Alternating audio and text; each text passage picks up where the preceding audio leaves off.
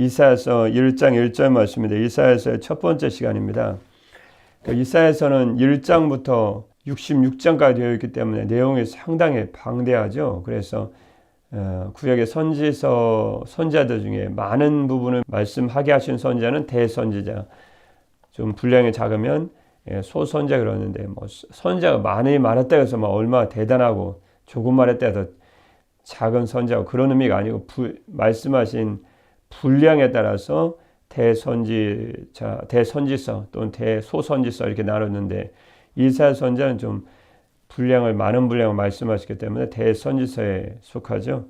뭐 그건 그냥 참고 사항이고요. 결국은 이사야서를 딱 대할 때 가장 난해하게 느껴지는, 좀 어렵게 느껴지는 부분이 뭐냐면, 도대체 어느 시기에 말씀한 선지자는, 어느 시기에 주님의 말씀을 전해주신 선지자냐, 또 예언의 대상이 도대체 누구에게 이 말씀을 하신 것이냐, 무슨 내용을 말씀하신 것이냐. 이게 이사야 선지서를 이해할 때 가장 기본적이면서 중요한 내용이죠. 항상 이사야서를 봐도 도대체 어느 시기에 선지자인지, 누구를 대상으로 한 걸 선지자인지, 도대체 예루살렘인가 북이스라엘인가, 남유다 같기도 하고 북이스라엘도 말씀하신 것 같은데 도대체 누구에게 이 말씀을 주신 것인가, 무슨 내용을 하신 것인가. 여기에 대한 오늘 이사야서 서론에 대한 말씀이기 때문에 여기에 대한 말씀을 드려도 이사야서에 상당히 많은 도움이 됩니다. 그럼 먼저 오늘 이사야서 첫 시간이니까요. 상당히 중요한 내용이죠. 첫 번째 세 가지 내용인데요. 처음에는 이사야 선지자가 활동한 시기가 언제냐. 1절에 나와 있죠. 유다 왕 우시야와 요담과 아하스와 히스기야 시대에 아모스 아들 이사야가 분명히 나와 있네요. 이사야 선지자는 참고적인 사항을 알고 이사야 선지자 이해할 때, 이사야서를 볼 때 상당히 많은 도움이 됩니다. 그래서 일부러 정리한 시간인데요. 이사야 선지자는 BC 930년에 이스라엘의 남북으로 분열된 이후, 그 후에 선지자들이 활동하는데요. 곧 분열 왕국, 북이스라엘과 남유다로 나눠진 이 분열 왕국 시대 초기에 활동해서 선지자는 여러분 너무나 잘 아시죠? 엘리야와 엘리사입니다. 그 분열 왕국 초기에 활동했던 엘리야와 엘리사 선지자의 뒤를 이어서 그 이후에 활동했던 이 아모스, 호세아 익숙하시죠? 미가라는 선지자와 같은 시대에 활동했던 BC 8세기의 선지자입니다.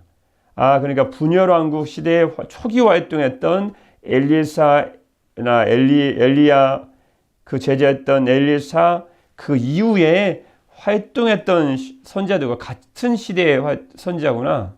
네, 그건 분명히 되셨죠.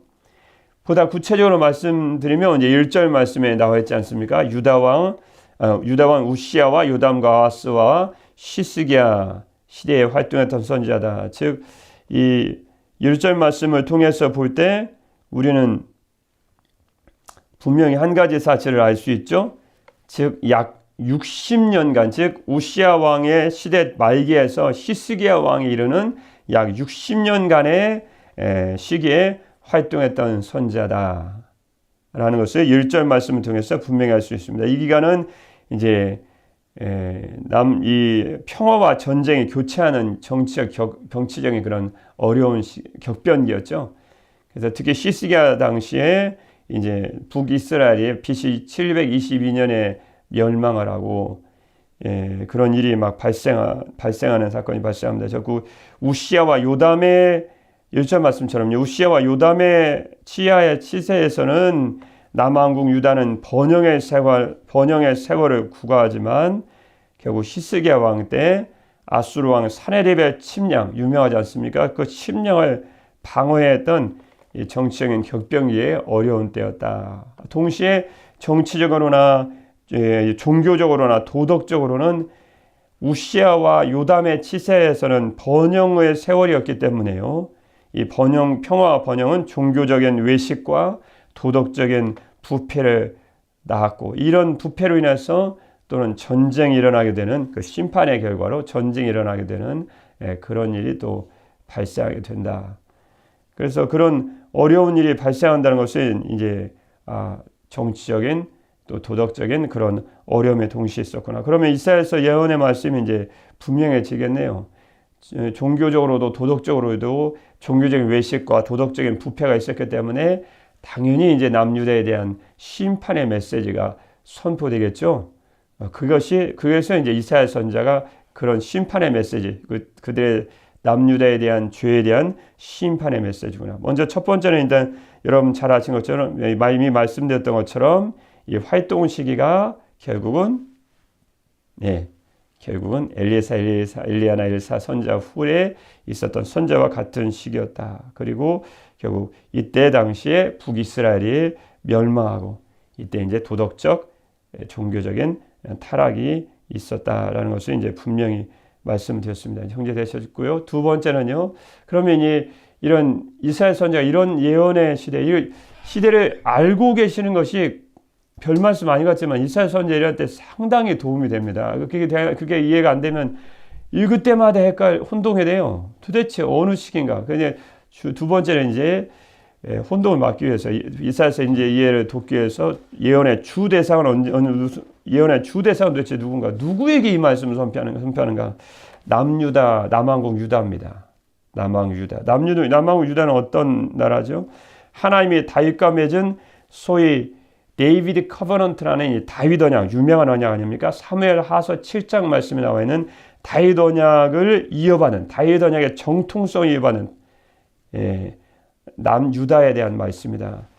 다윗 언약은 무엇이냐면 다윗의 집과 나라가 영원한다는 말씀인데 결국은 다윗의 후손에 대한 말씀이 아니고요. 영원히 세계를 다스리실 영원한 하나님 나라 다스리실 하나님의 아들 예수 그리스도에 대한 언약이거든요. 이 다윗 언약이요. 그래서 그 다윗 언약 그대로 정통성, 즉 정통성이 뭐냐면 정식으로 계승했다는 거죠. 그 언약을 이어받은 남유다에 해당하는 거죠. 그래서 북이스라엘은 그 정통성을 계승한 나라가 아니기 때문에요. 결국은 하나님과 다윗이 맺은 다윗 언약을 이어받은 남왕국에 대한 남왕국 유다에 대한 예언이다. 그런데 저희가 이제 혼동되는 것은 그것이죠.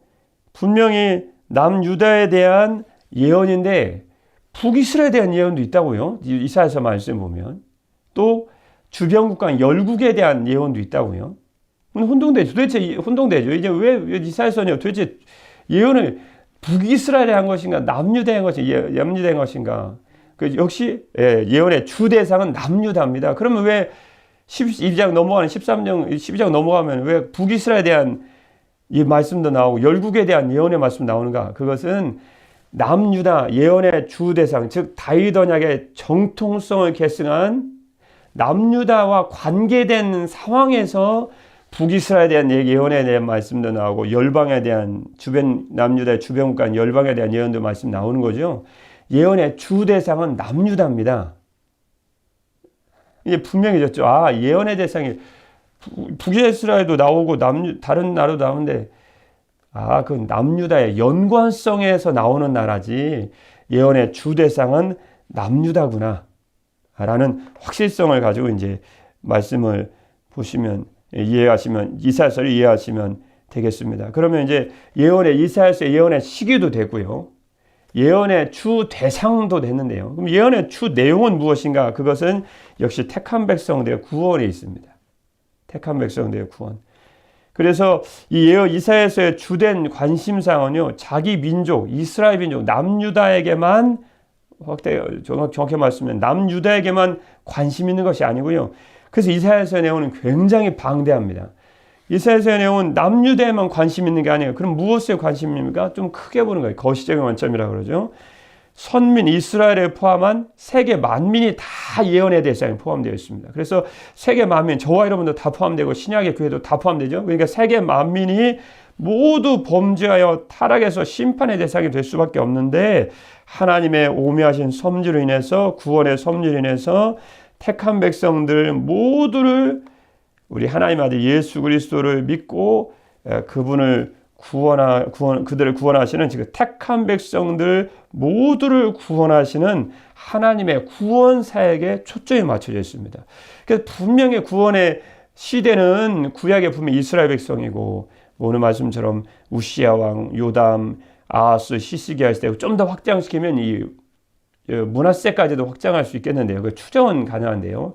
그래서 이제 5대 왕의 시대라고 추정을 가능한데 오늘 분명 말씀하셨던 요담, 아하스, 시스기야 시대인데 우시야, 요담, 아하스, 시스기야 시대인데 이건 그때 당시에만 예언된 것이 아니고요. 해당된 것이에요. 여러분 너무 이사야서 말씀 잘 하시는 것처럼 오늘의 신약의 시대, 즉 주님의 택함 받은 모든 백성들을 향한 구원의 메시지다 라는 것을 분명히 말씀해 주시고 있기 때문에요. 그래서 이사야서 말씀이 예언이 굉장히 방대하다고 얘기하는 것입니다. 분명히 구약의 그때 시대에만 얘기하는 것 같은데 그때 시대에 해당되는 것이네. 결국 신약의 모든 백성, 택한 모든 백성, 저와 여러분을 향한 모든 백성을 향한 하나님의 구원 사역이다.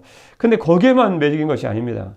이사야 말씀은 쉽게 보시면 딱 세 가지 내용입니다. 예언의 시기, 예언의 주대상, 그리고 예언의 관심은 딱 세 가지인데요. 죄로 인한 심판, 죄를 지은 백성은 반드시 하나님의 심판을 받는다 라는 말씀이 이제 이사야서의 내용을 두 부분으로 딱 나눴을 때 1장부터 39장까지의 말씀입니다.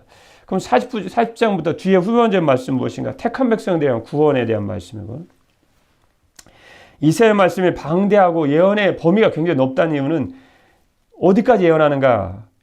메시아의 왕국에 대한 말씀까지 나옵니다. 즉 우리는 하나님의 나라라 부르죠.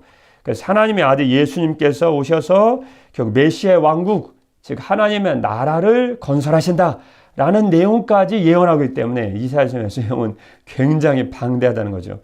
그래서 첫 번째 우리 관심이 이제 예언의 시기, 예언의 주대상, 그건 분명히 됐으니까요. 예언의 내용에 대해서 오늘 전체적인 말씀 세 가지를 잠깐 살펴보셔야 되겠죠. 오늘 말씀 이해하시면 이제 이사야서 전체 말씀은 1장부터 66장까지의 말씀을 어느 정도 한번 쭉 보시는 것이다. 왜냐하면 이사야서 오늘 서론의 말씀이니까 전체 말씀 보시는 것이다 라고 생각하시면 되겠습니다. 첫 번째 이사야서 핵심 말씀, 핵심절을 통해서 잠깐 보시면 되겠네요. 첫 번째는 하나님은 죄에 대해 반드시 심판하십니다. 그것이 1장부터 39장까지 말씀인데 오늘 보면 1장에서 잠깐 보시면 1장 4절 말씀 보겠습니다. 하나님은 죄에 대해 반드시 심판하신다는 걸 정말 말씀하시냐. 1장 4절입니다. 하나님 말씀밖에 우리의 소망이 없죠. 시작입니다. 슬프다 범죄한 나라요 허물진 백성요 행악의 종자요 행위가 부패한 자식이로다. 그들이 여호와를 버리며 이스라엘의 거룩하신 이를 만우리 여겨 멀리하고 물러갔도다. 슬프다 범죄한 나라요 허물진 백성이 행악의 종자요 행위가 부패한 자식이로다. 첫 번째는 역시 남유다죠. 예언의 주대상. 그래서 그들에 대해 주님 어떻게 말씀하시죠? 1장 20절입니다. 시작입니다. 너희가 거절하여 배반하면 칼에 삼켜지리라. 여호와의 입의 말씀이니라. 그래서 이사야서 내용은 역시 세 부분으로 나올 수 있는데 첫 번째는 하나님은 죄에 대해 반드시 심판하십니다. 그에 대한 말씀이죠. 그 신약에서 그에 대한 말씀을 찾아보시면 역시 로마서 6장 23절 말씀이죠. 다 알고 계시죠?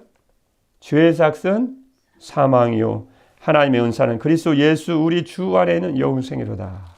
하나님은 죄에 대해서 사랑이 많으신 분이시지만 죄에 대해서 반드시 심판하신다는 것을 분명히 이사야서를 통해서도 말씀해 주셨습니다. 두 번째는요.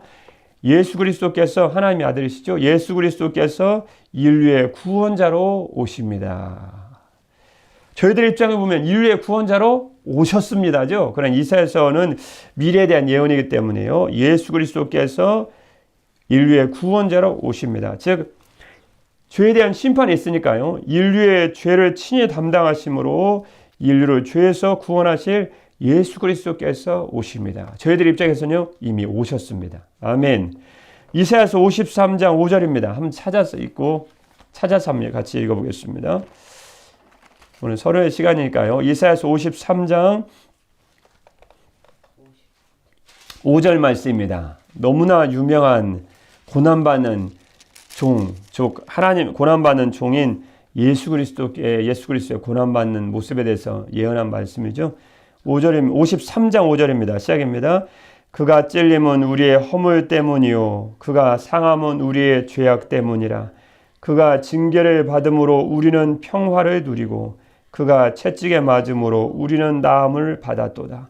우리는 다 양 같아서 그릇 행하여 각기 제 길로 갔거늘 여호와께서는 우리 모두의 죄악을 그에게 담당시키셨도다. 아멘. 그래서 하나님은 인류의 모든 죄에 대해서 심판할 수밖에 없는 분이신데요. 결국은 고난받는 중인 예수 그리스도께서 오셔서 예수 그리스도를 보내셔서 저와 여러분을 포함한 인류의 모든 죄에서 우리를 구원해 주셨다. 예수 그리스도께서 인류의 구원자로 오십니다에 대한 말씀입니다. 거기에 대해서 또 성경에 또 여러 가지 말씀을 주시고 계시죠. 에베소서 2장 8절 말씀에 보시면 신약의 말씀이죠. 너희는 그 은혜에 의하여 하나님의 은혜죠. 믿음으로 말미암아 누구를 믿습니까?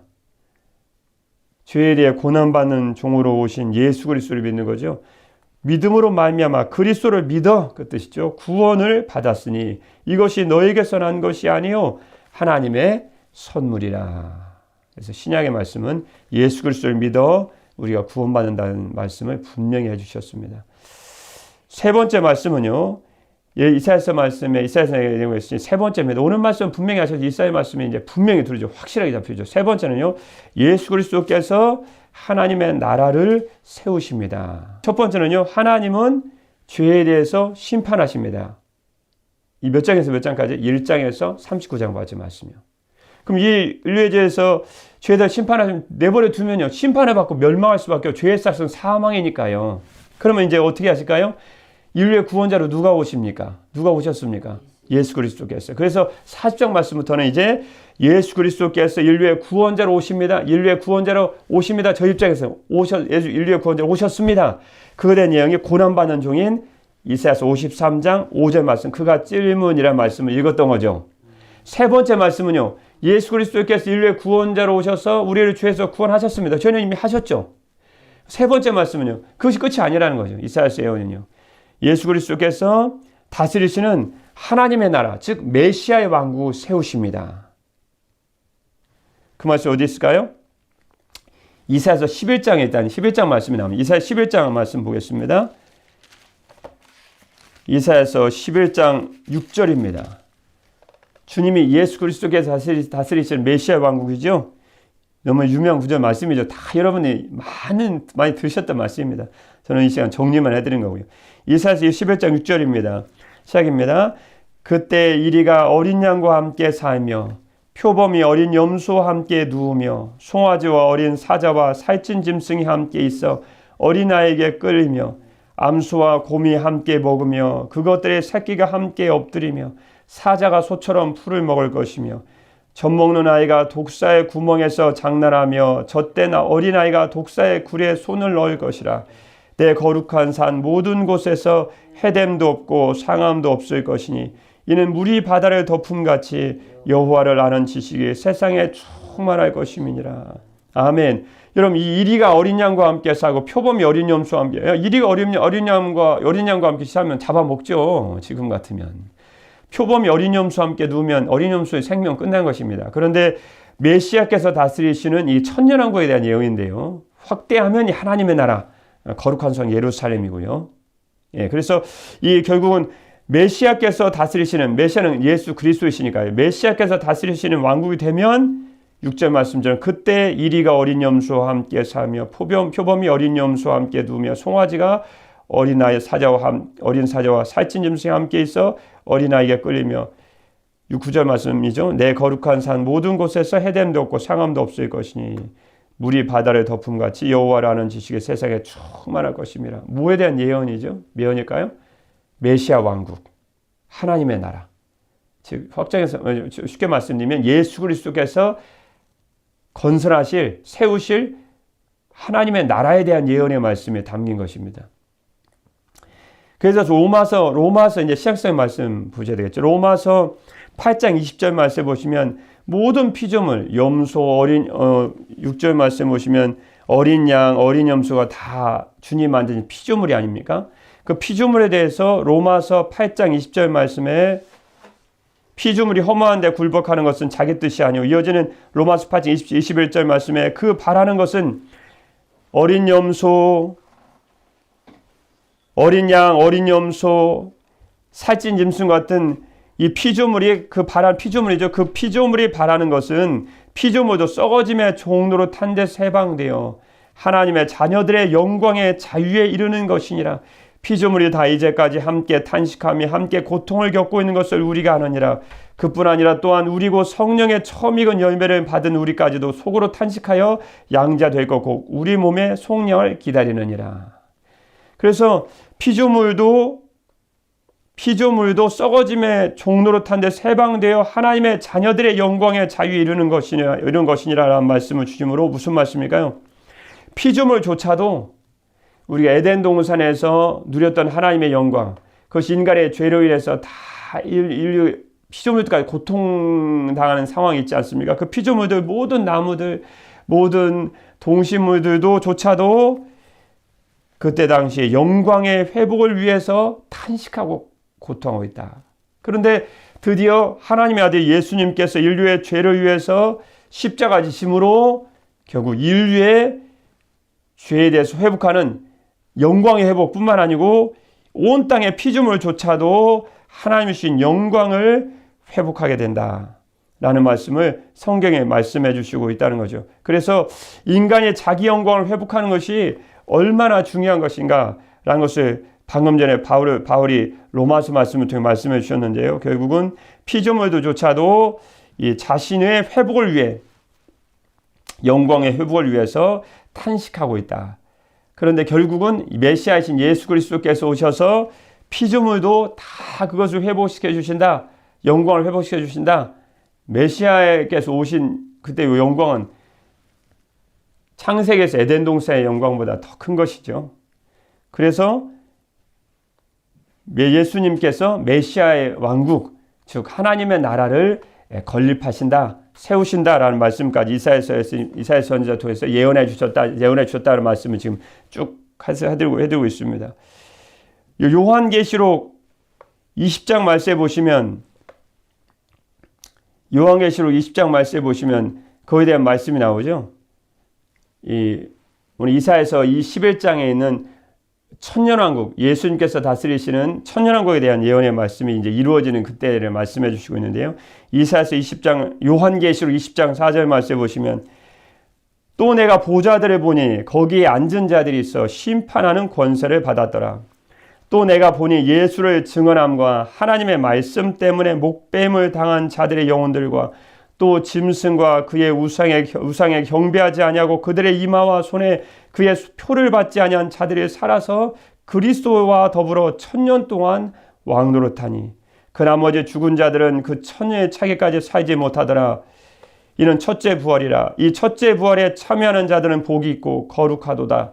둘째 사망에 그들을 다스리는 권세가 없고 도리어 그들이 하나님과 그리스도의 제사장이 되어 1000년 동안 그리스도와 더불어 왕노릇하리라. 그래서 오늘 이사야서 11장에 나와 있는 예수님의 세우실 메시아 왕국, 그 천년왕국에 대한 그 하나님의 나라에 대한 예언이 결국 요한계시 20장 6절 말씀에 1000년 동안 그리스도와 더불어 왕노릇하리라 라는 말씀을 통해서 나중에 후에는 이제 곧 이 말 후에는 예수 그리스도께서 천년왕국을 세우시고 또 그 위에 이제 완전한 하나님의 나라가 이루어질 것, 하나님 나라 이루어지고 그 나라를 하나 예수님께서 이루실 것임을 말씀해 주시고 있다는 거죠. 디모데후서 2장 말씀에 보시면 2장 10절 말씀에 그러므로 내가 택함 받은 자들을 위하여 모든 것을 참음은 그들도 그리스도 예수 안에는 구원을 영원한 영광과 함께 받게 하려 함이라. 미쁘다 이 말이여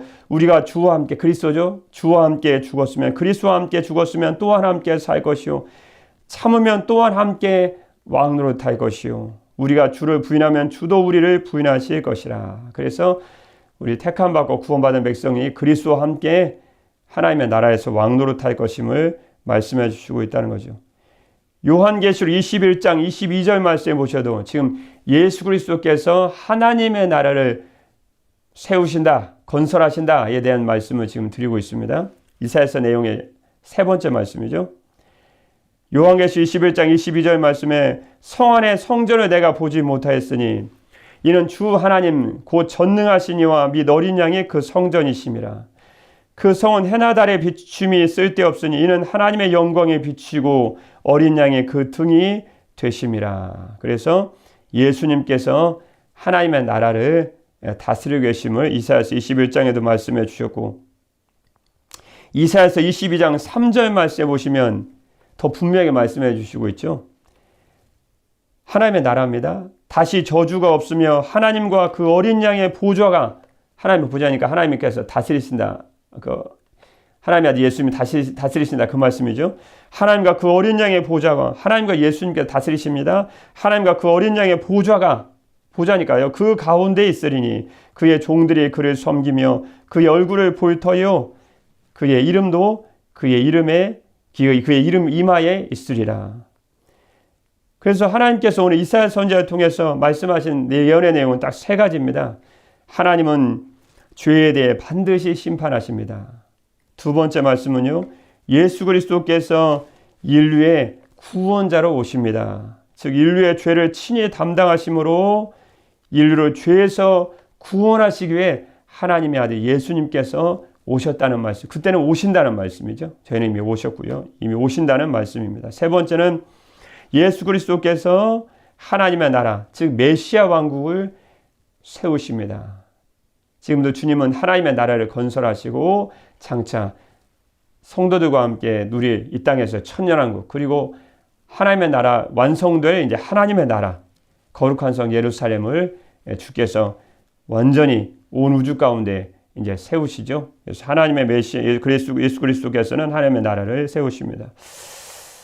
오늘로 저와 여러분은 인류를 죄에서 구원하시기 위해서 우리의 죄를 친히 담당하심으로 우리를 죄에서 구원하시고, 그리고 하나님의 나라를 세우시고 계시는, 그리고 장차 완성하실 우리 예수 그리스도를 믿고 의지하고 그 앞에 죄를 회개하심으로 주님이시는 구원을 풍성히 받아 누리고 장차 오신 하나님의 나라에서 승리할 그 나라를 바라보면서 이 땅에서 잠시의 고난 가운데 있지만 이 땅 가운데서도 주님이 바라보는 그 하나님의 나라, 영광스러운 주님의 나라를 바라보는 소망 가운데서 주님 오신 그날까지 승리하는 은혜가 있으시기를 우리 예수님의 이름으로 축복합니다.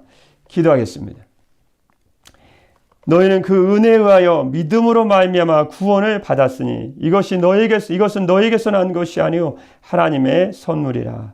사랑의 우리 주 하나님 아버지, 저희를 인류를 모든 죄 가운데 구원해 주신 주님의 이름을 찬양합니다. 또한 장차 완전하게 임하실 하나님의 나라를, 메시아의 왕국을 이 땅에 세우고 계신 우리 주님의 이름을 높여드립니다. 오늘 이후로 저희들은 인류의 죄를 친히 담당하심으로 죄를 죄에서 구원하시고 장차 하나님의 나라를 지금 완전히 완성하실 예수 그리스도만을 소망하고 그 나라만을 오늘 이 시간도 바라보심으로 이 땅에서 사는 동안 참신한 고난 가운데서 낙심하지 않고 주님이시는 죄의 용서, 회개의 은혜를 죄의 용서의 은혜를 받아 누리고 죄사함의 은혜를 받아 누리고 주님 다시 오시는 그날까지 주님의 나라를 바라보는 소망 가운데서 믿음으로 승리하는 복된 성도 될 수 있도록 축복하여 주시옵소서. 저희를 죄에서 구원하시고 메시아의 왕국인 하나님의 나라를 세우고 계신 우리 주 예수 그리스도의 이름으로 기도드립니다. 아멘.